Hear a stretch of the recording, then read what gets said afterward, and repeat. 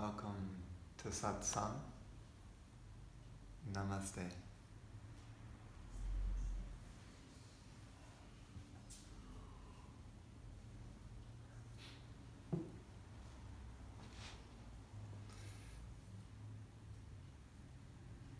So the topic today is love. And so I would like to briefly speak about love in the context of spirituality versus worldly love. Very, very helpful to understand the difference between them, because there's a world of difference, a gigantic chasm of a difference. Love, we describe usually, if you read like love stories or you hear people say, I love you, it's usually or I wouldn't say usually, always that person or that animal or that thing is giving me something, and therefore I'm loving them back. So it is an exchange. If you do this many nice things for me, then I will love you. If you do that one thing that really bothers me, then I shut down my heart and I can't love you. Even our seeming most loved ones, we shut down our heart to them when they do something that irritates us. We shut down, the heart shuts down. We stop giving love. The moment they apologize, or they do it differently, or they act differently, or they say something differently, now I love you again. So this is human love or conditional love. There's always a if statement. If you do this, then I will love you. If you say this, then I will love you. Right? I mean, it's common. We want an exchange. Now, on the other hand, spiritual love is far different. Spiritual love isn't necessarily an emotion.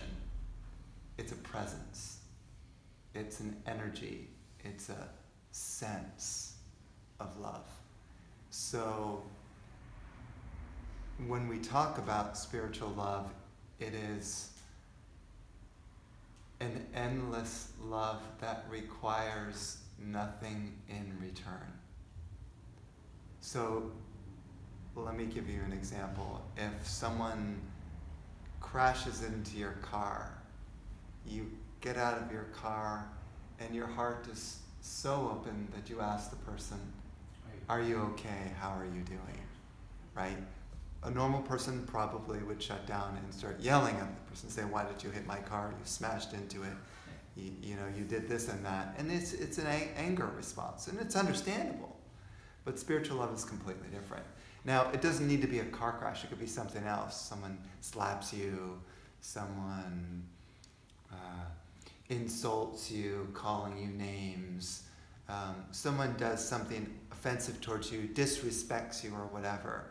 And in spiritual love, your heart doesn't shut down. You're simply wide open and sending them love nevertheless, no matter what they do. So this is a very, you could call it rare state. It requires a purification of the heart. In other words, a purification of your buttons. This mind is a gatekeeper to your heart. Your mind is going to interpret something as loving or not loving, and then determine whether you're going to return love back or not. So it'll be the gatekeeper. And so when the mind becomes still and quiet, no longer thinking or judging, the gatekeeper is down. And then love can purely shine from your heart.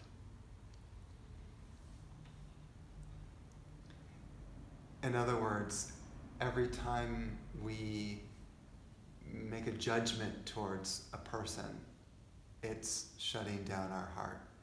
Now, I'll take one more step further in regards to spiritual love. in that it's not just that, oh, my heart is open, so I just love everyone. It's more like, I am love, and the entire universe is love.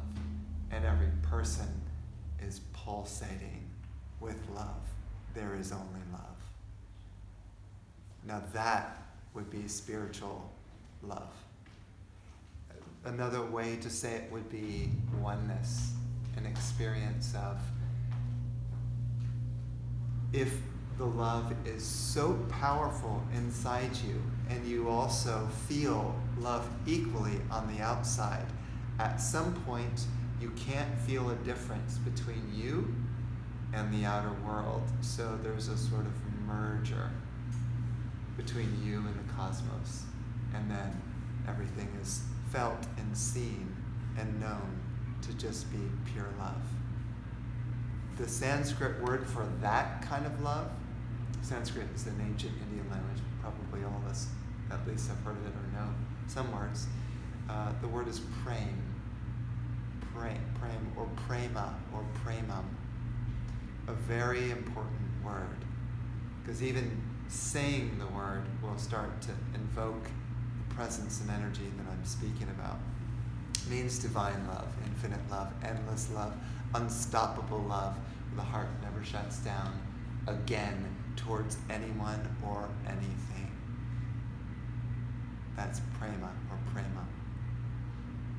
So many yogic mantras are chanted with the word prem in them to invoke that presence. That's what we're going to do tonight, so that we can experience at least a drop of what I'm speaking of. Because the moment that you feel a little opening in your heart, it's like, another way to say it is, the moment you taste the nectar of divine love, even for a moment, it will completely stop you in your tracks. You will be stunned and moved to tears. This is how powerful it is.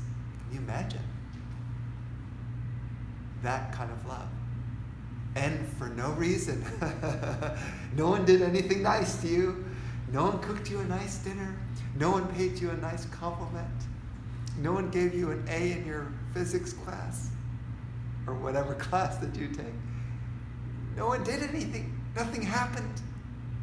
It just came forth inside you. Now, maybe the closest thing I could think of that could come to the unstoppable love is if you could remember a time when you fell in love with someone and it was this romantic love. Has anyone had that experience? Raise your hand. Right? You know, you would raise your hand very high if you knew what I was talking about, because it's absolutely clear. It just, yeah. I mean, you wouldn't be going, you'd be going, of course! You know, because like, this is something that this romantic love sort of takes over your mind, and you see the whole world through love goggles. So you're in love with someone so deeply that you would go to the ends of the earth for that person. And if someone does crash in your car, you just don't care, because you're already in love. It doesn't matter. I mean, that's how strong it is.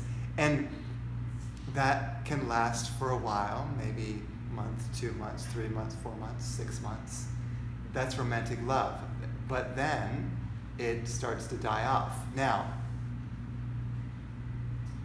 just because you, quote unquote, lose that passion or that powerful energy that takes you over, doesn't mean that you can't sustain it. Because if you created it once, then you can create it now and now and now, constantly. So, and if you can remember the extraordinary happiness and joy that you felt in that romantic love. I just have a question, because I have this memory of when my son was born,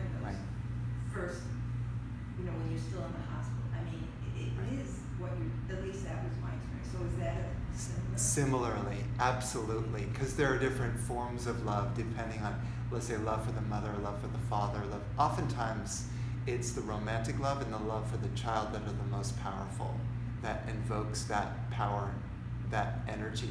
That's unbelievable. And if it's really, really strong, it can take you into the depths of meditation and bliss.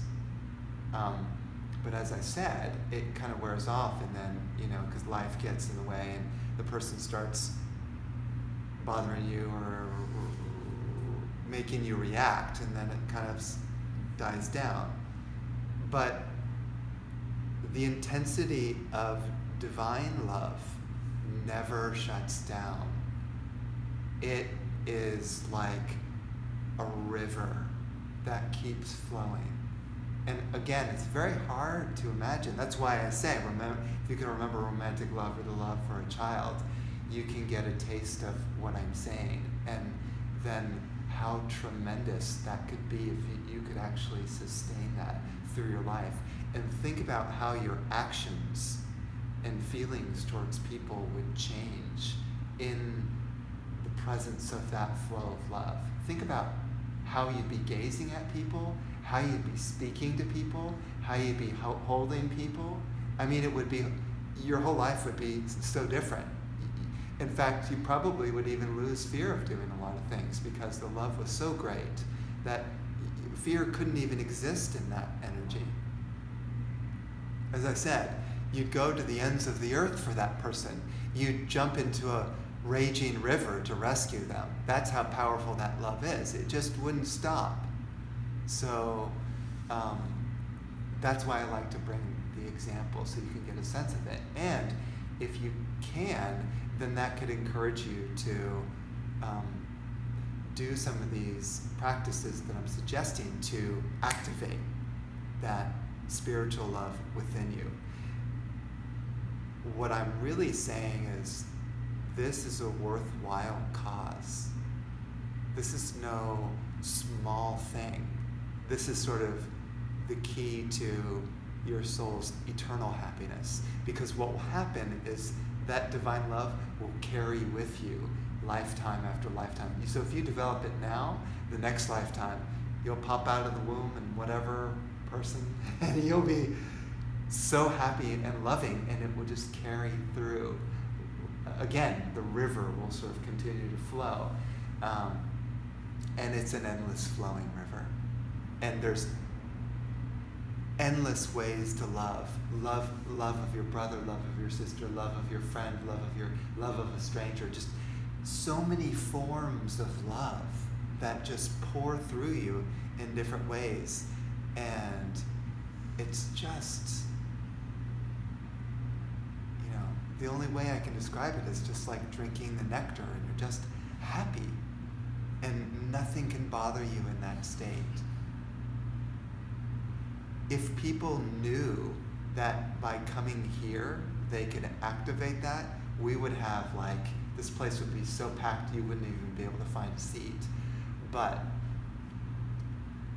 the only issue is this, and I'm not saying this is a warning, but a sort of caveat. And that is, it does require some effort to get back to that pure state of being. You could say, well, spirituality, it's effortless, I'll just flow down the river. Yeah, you can say that. But the power of your reactivity towards people is pretty strong. So it requires a person who's willing to look to see where are the things that are blocking me from loving everyone and everything, no matter what the circumstances. What's really getting underneath my skin? And how can I work out those triggers? And as the triggers fall away, there's more space for the divine love to work through you and the presence to arise inside you. Yes? Well, if you find that some people in your life are causing you discomfort, let's say, Sure. should you still try to work with them or just get them out of your life completely? What a great question. So it depends. If you find that that person in your life is you feel like you're getting sick around them and getting sort of constantly distressed, then probably it's a good time to part ways,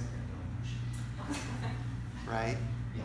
But on the other hand, if it's a person that sort of, is part of your life and part of your family or whatever, and you kind of have to see them because they're at family gatherings or whatever, or friend gatherings, then you look at it as an opportunity to say, what's really bothering me about that person, and you try to release the trigger so that at least when you see them, you're neutral.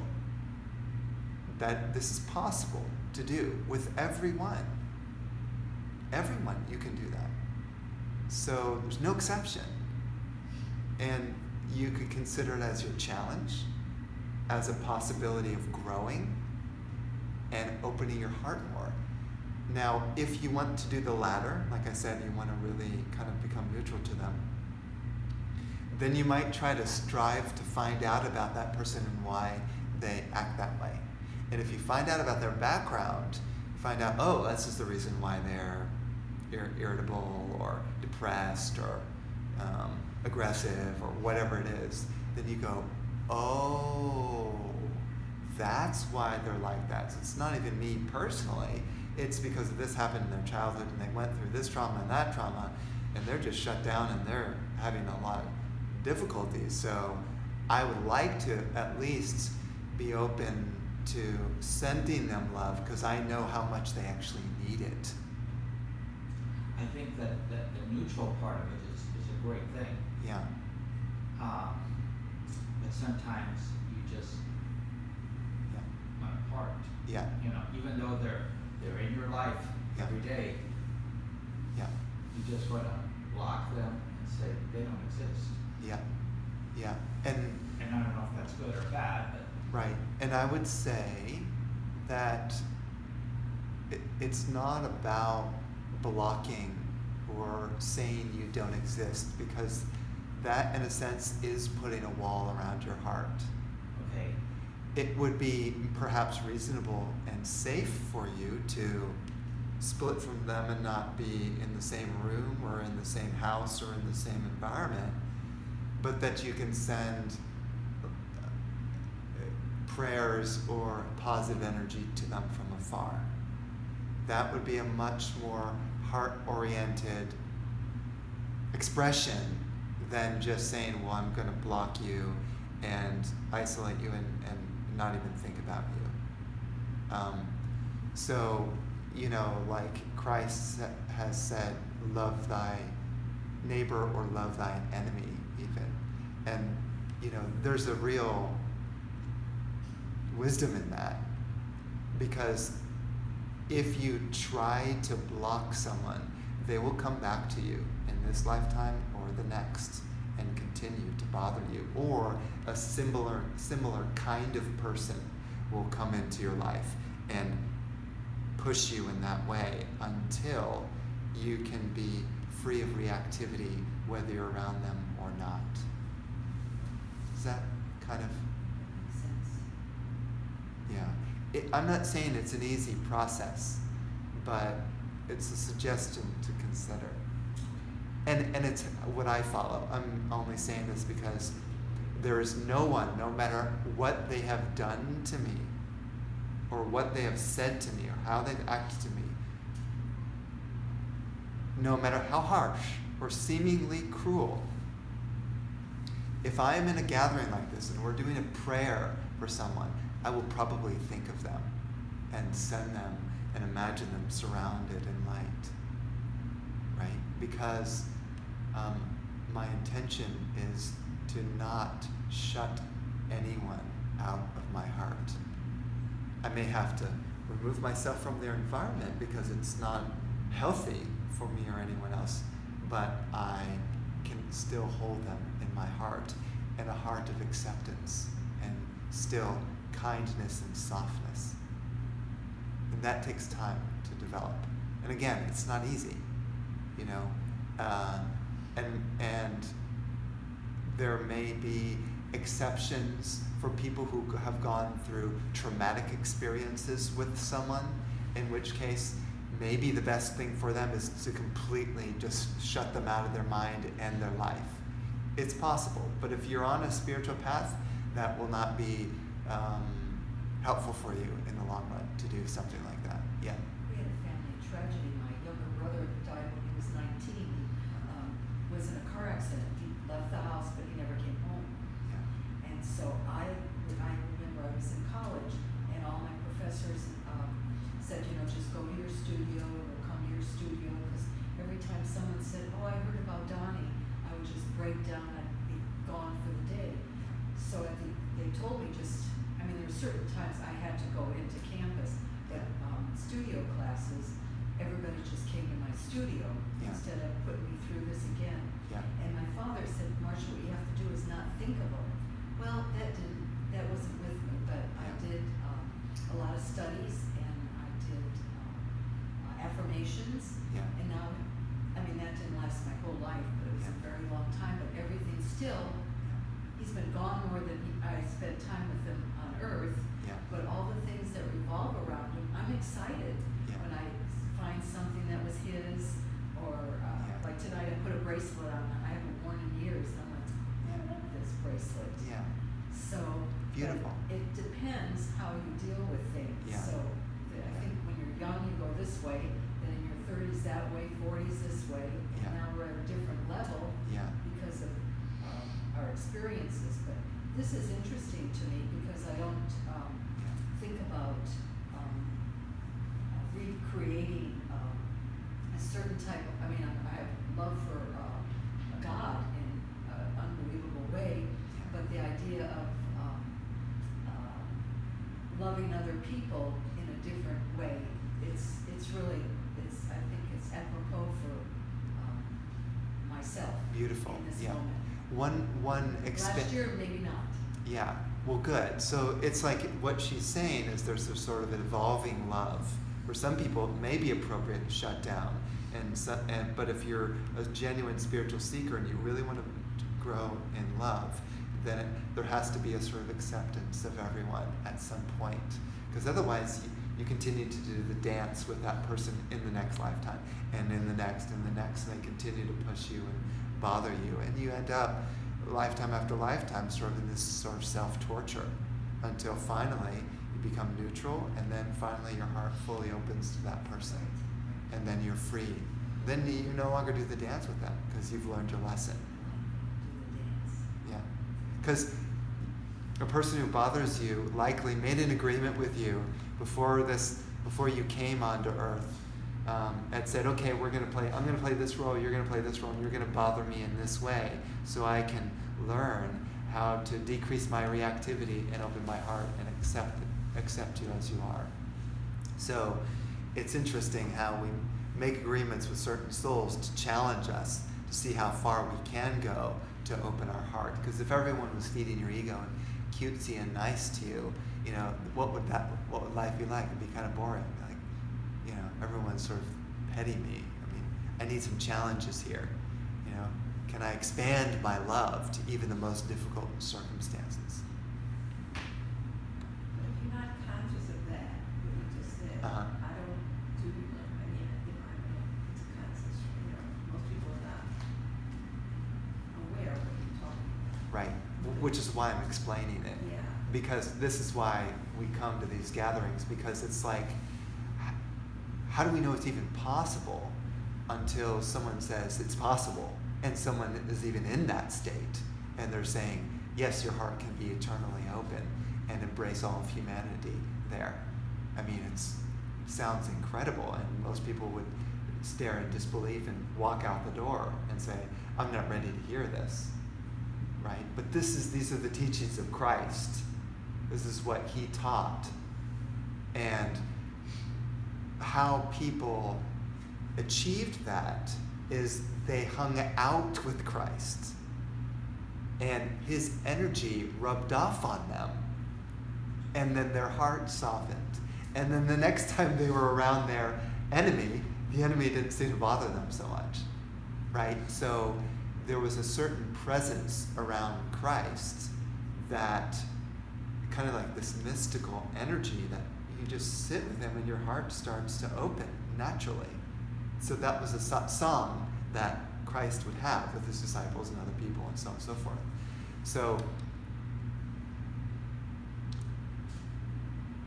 in order to really activate this kind of love, it's really important to expose yourself to the spiritual energy directly, rather than just trying to do a bunch of psychological healing through a counselor or something like that.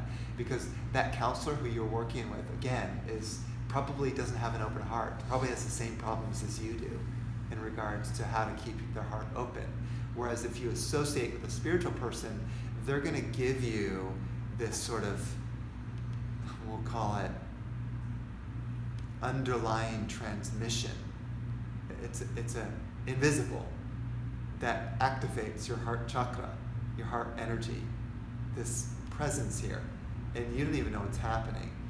And it will start to purify your reactivities, your negativities, your depression, your anger. That stuff will start to purge and release. If you don't get exposed to this energy, it's going to be way, way harder to activate it. And I'm not saying it's going to be impossible, but if you're in a hole and you have no one to pull you out, you're in the hole. You can't use depression to get out of depression. You have to sort of jumpstart your heart. You know, when you jumpstart your car, right? Same idea. You're jumpstarting your heart. And a spiritual being can really, really assist in doing that. And again, not some emotional love where you listen to some happy-go-lucky, sweet, loving video and you cry over it and you say, okay, I feel better and I feel loving again. That's emotional love. You'll have a high and then you'll go back to a closed heart again. So you'll have a temporary thing. I'm talking about spiritual love. It's a whole different dimension. It's like way up here. And normal humans are not going to be able to sort of give that to you. Normal humans have normal emotions that shut down their heart. They're not capable of giving you what you really want. So you have to find out how to activate it for yourself. Yes, sir? Sometimes I shut down my love for God, though. As do I, my friend. As do I. But that's a purification aspect. Like, we'll go through times where we feel so much love for God, we're crying over God, the creation is so beautiful. And then other times where we just feel cold and don't feel hardly anything, including we look at a picture of our favorite God, whether it's Christ, Krishna, Ram, Buddha, and there's no feeling there, nothing. But that's also, it comes and it goes. It's like a layer of stuff. Like clouds, that coldness stays for a little bit. You say hello to the coldness. Hi. Welcome. You're welcome to stay if you like. You're welcome to go if you like. You can journal about it, whatever. And at some point, it will pass. I'm sort of going to answer my own question, but I did want to raise it. And I think that's the importance of having a consistent spiritual practice or meditation. Yes. That you're there, and one day you're cold, the next day you're transcendental, Yeah. the next day you're bitter, the next day you're loving, Yeah. but you're there. Yeah. And what he's saying is so important, because if you don't have a consistent practice, or even, let's say, don't consistently expose yourself to genuine spiritual energy, it's going to be hard to break out of the clouds that gather in your heart. It's just not easy. Look at the world. Look at people walking down the street. Look at their faces. It's not easy. You're surprised if you find someone who's joyous and happy and loving, right? So that consistent practice will help you to gain momentum and clear out the heart, and so that those times that you experience as cold or depressed or whatever become shorter and shorter and shorter as time goes on, because you're consistently working on yourself. If, let's say, you go for a week or two and you really don't do anything to work to clear yourself, you go right back into the hole, and it's just as hard to get out again. So for me, my spiritual practice and connecting to this energy is a daily thing, and it is my priority beyond anything. It is the first thing that is important to me, beyond quote unquote life, we'll call it. You know? Because if I don't clear myself, then I can't be loving towards anyone else. I'm shut down. So it's kind of like I'm choosing to jumpstart my battery first so that I can share the energy with others. It's not going to work if I don't do my spiritual practice regularly. And if you're shut down and depressed, still do your practice. Still do it, because when I often say this, when you take one step towards God, God takes 100 steps towards you. So if God sees that you're trying in the midst of your depressed state, and it's really hard for you even to get out of bed, and you're still trying, and you're doing your mantras or your yoga practice or your contemplation or your journaling or whatever, God says, wow, this boy or this girl, they're really sincere. They really want to work on themselves. And then the grace can sort of descend on you, which is this sort of magical quality that pulls you out of the hole, and you can feel that glory of love and joy in that moment. It's the grace, it's the magic. What we found in our house, because everybody, has a certain way that they build their home, the interior. Well, we had a dining room. This was, more than 4 years ago, and I kept saying, get the dining room table out. I want it to be a meditation room. Oh no, we need this room. And I'm like, we don't need this room. Yeah. So we took it out. It's the best thing we've ever done, because the books are in there, the candles, things from Korea, artifacts that are interesting, and even if I just sit there in that room, it just brings me down a notch, and with breathing or the books and meditation. Yeah. But it was, this morning we didn't meditate, we just went straight out exercising, Yeah. and I missed that. Yeah.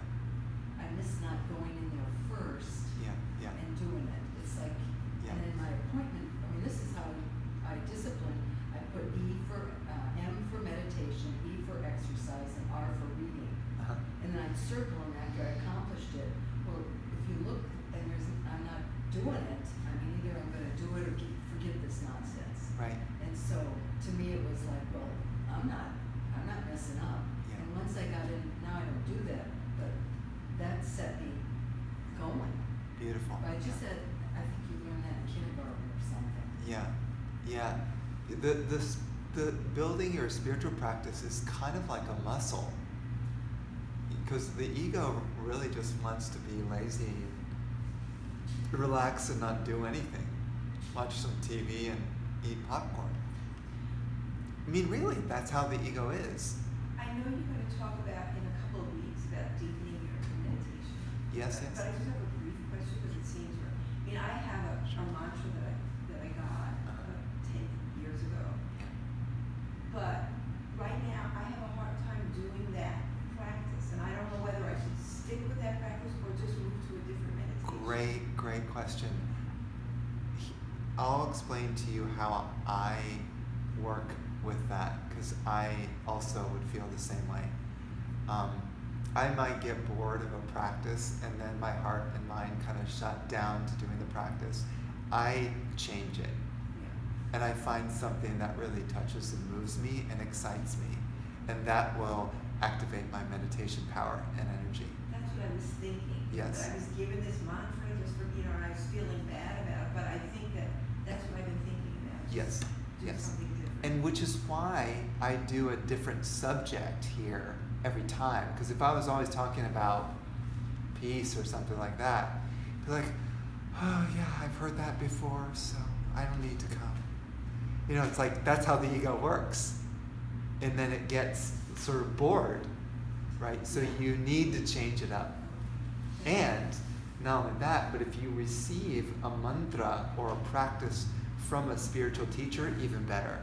because then you're connected with the spiritual teacher and your practice will be empowered, versus if you just found it on the internet and you did some research, oh, this sounds like a good mantra, and you chant it. It's not the same.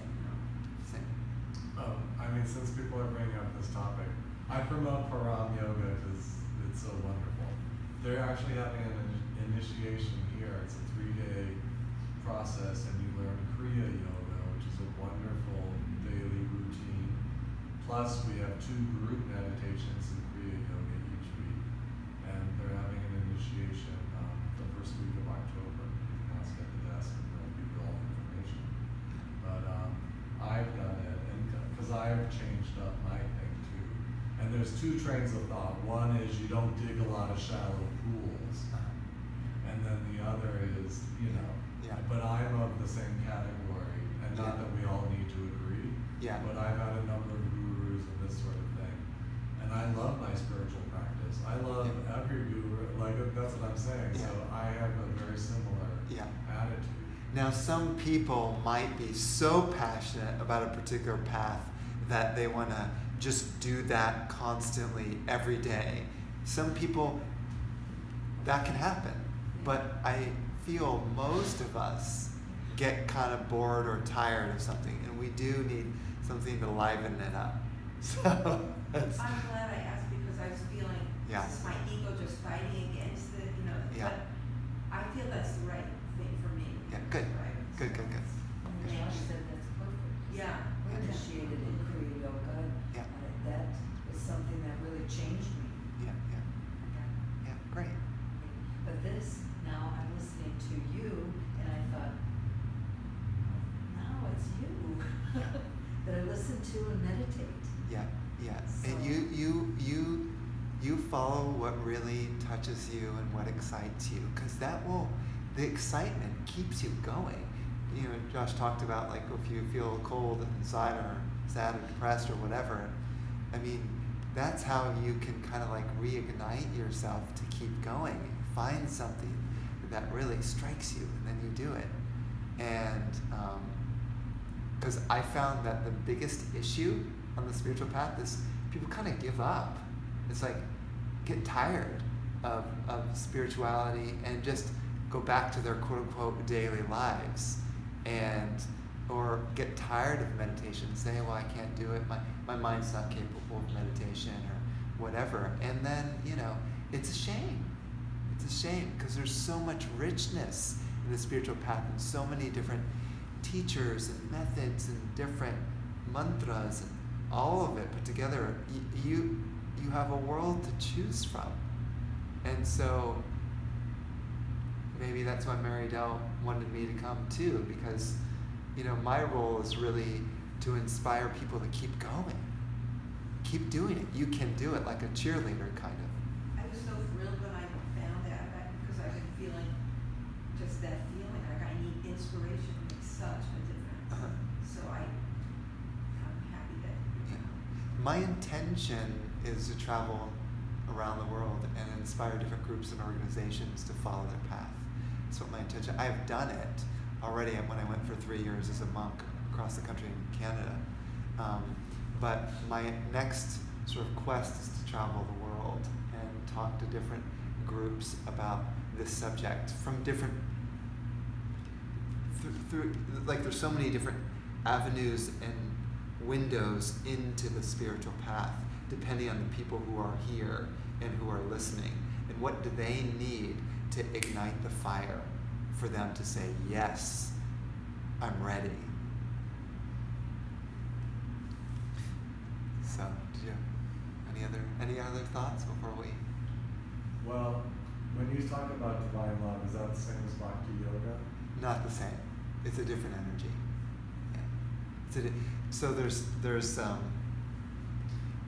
2 kinds of love, you could say. One is bhakti, the other one is prem. Now, bhakti is dedication to one's spiritual path. It's the excitement and dedication. And another way to say that is you can say love for your guru, love for your spiritual path, love for your teacher. Prem, on the other hand, is more like love in the sense of pure love. So one is dedication and one is just, because pure love is like caring, kindness, sweetness, cuteness. Like, that's the pure divine love. Bhakti is more like the devotion side, the dedication side. What is the word? Bhakti. Bhakti. Yeah, Bhakti Yoga. So, so they're two different energies, and they approach the path from different angles. And some people bring them together, but they are definitely different energies. Especially when you chant the mantra Bhakti or Prem, there's a clear, different transmission between the two. Does that answer your question? Yeah. And some people are really into Bhakti Yoga, particularly like the Hare Krishnas, very much into that. And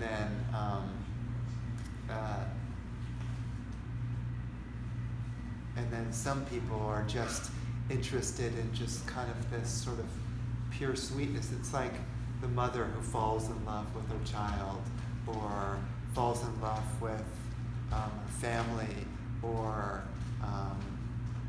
there's a sort of care for animals, dogs, cats, and things like that. Now you start to get into the different forms of prem, or pure love.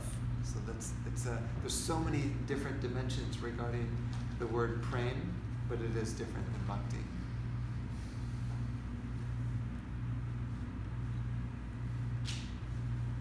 And I could go so much deeper than that, but I won't. But I won't go that far this time. So I would like to introduce a mantra to invoke the prem, or the divine love, that you can chant if you like for yourself, to activate with the heart space, to feel the energy that I'm speaking of. And the mantra is Anandam Premanandam. And Anand in Sanskrit is bliss, and Premanandam. Prem means divine love. Premanandam. You got it. Premanandam. So it's Anandam, Premanandam. Now, all these chants that you give us, I don't know whether I'm just getting old or what, but it's hard for me to remember them sometimes. Yes. Is it better to just write them down so I can remember them? You can give me your phone, and I'll record it on your phone. Yeah, that way you can listen to it, or you can chant it yourself. Excellent.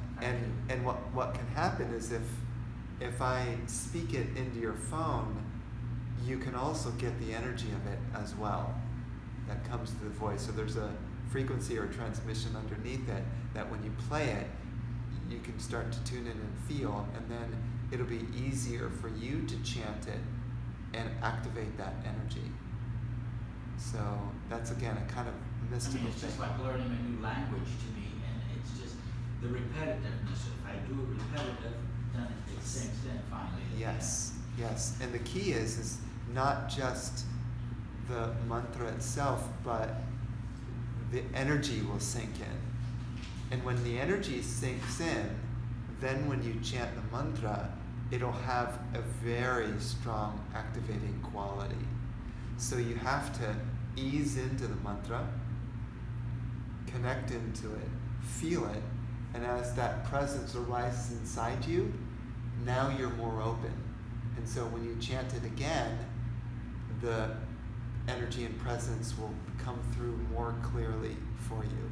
So you're kind of taking a step up. So this learning that you're talking about is multidimensional. This other dimension is a spiritual learning that gets embedded in your system. So when you chant it, you've built up this spiritual energy of prem already.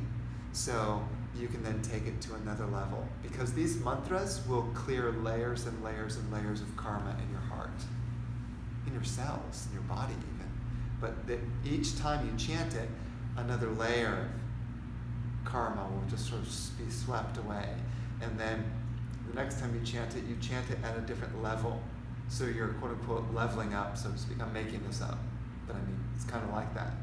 And each time you're just leveling higher and higher and higher until one day you chant the mantra Anandam Premanandam, and you're not even, the room is gone, and you're immersed in the power and energy of prema. You're just lost in that energy. You don't even need to chant it anymore. You're in it.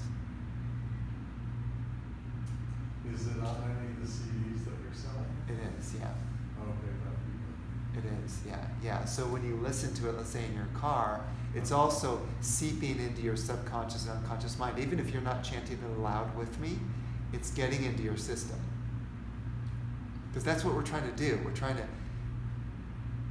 redo your whole system, clear out the negativity and bring the light into your aura, into your eyes, into your mouth, your nose, your face. You know, everything gets, the whole transmission pierces into all parts of your being. It's amazing. It's a mystical process. It's magical.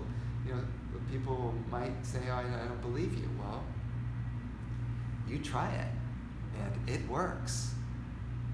It works. It's beyond magic. It's like the ultimate.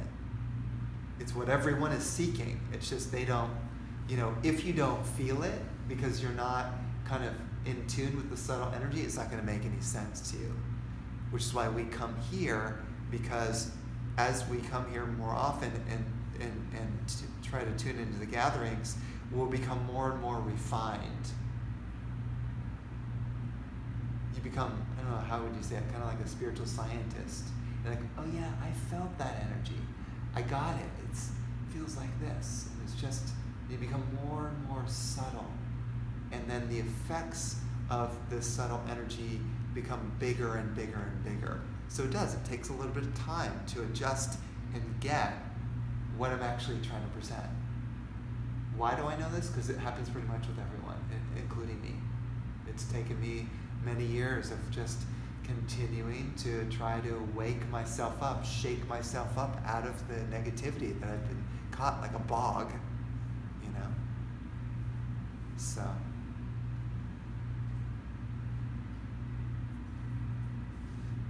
Okay, so the mantra, Anandam Premanandam. You can sing it with me as you get. It's a very easy song. And try to feel into the presence as you chant it, as you sing it.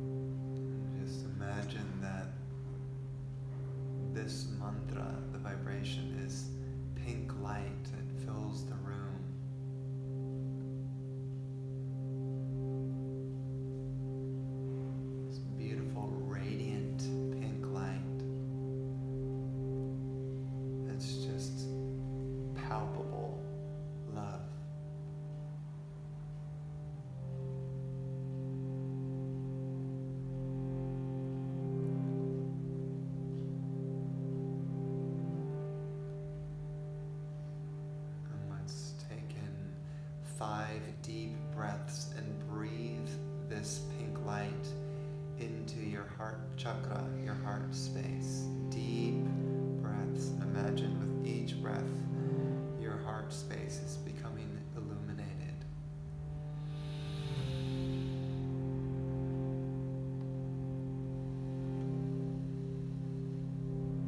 Brighter and brighter it's becoming.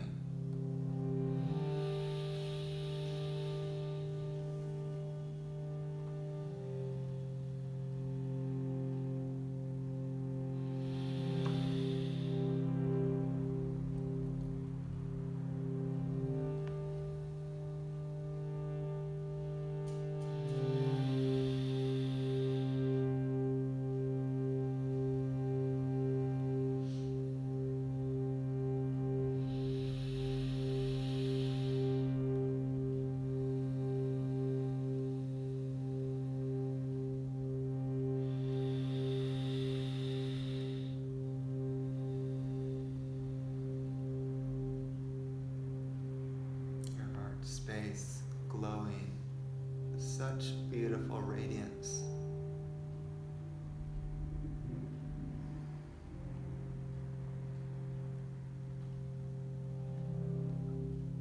Clearing away all the darkness in the heart. Knocking down all the walls around the heart.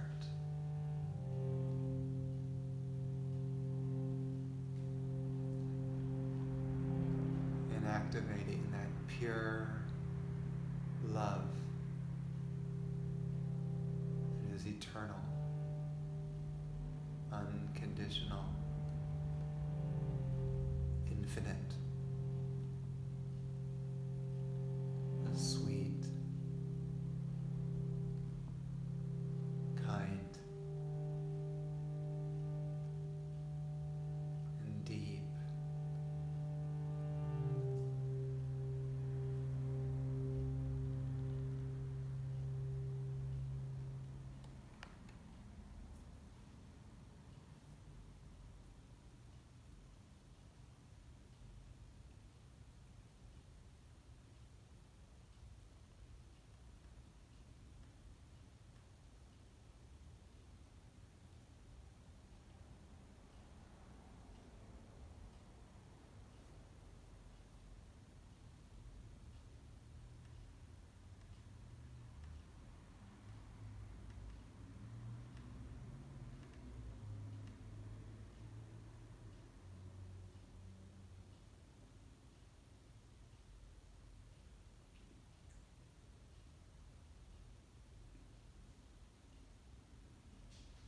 Setting the intention that we may feel this presence on a conscious level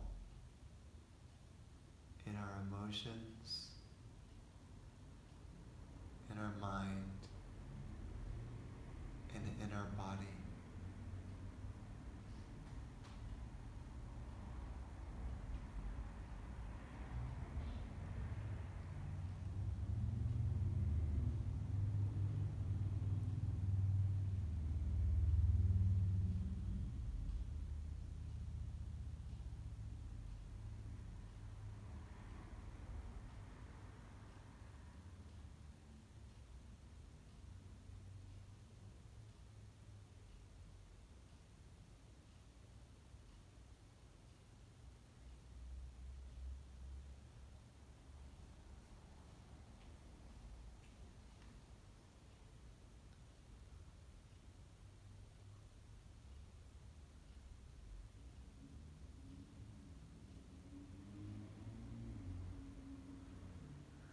Ask that this energy, this presence, continue to build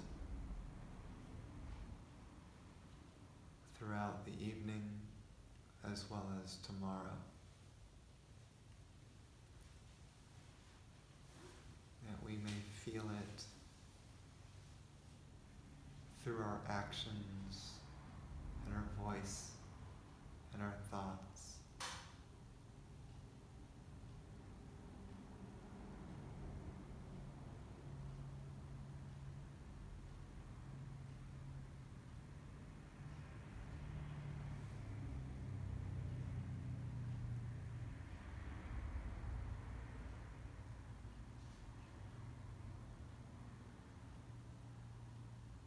also ask that our spirit guides help us to cultivate this energy more powerfully throughout the weekend.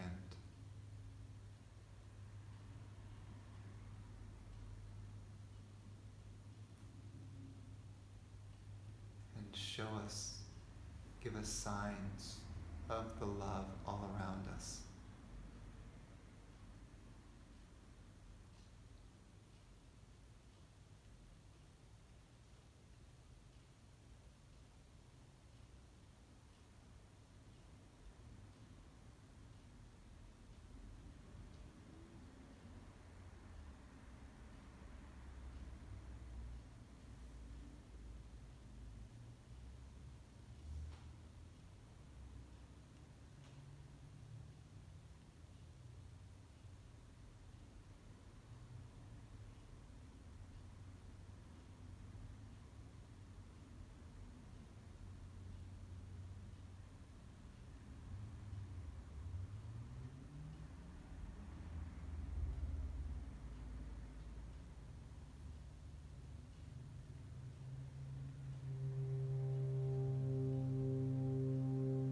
So just tune into the final mantras.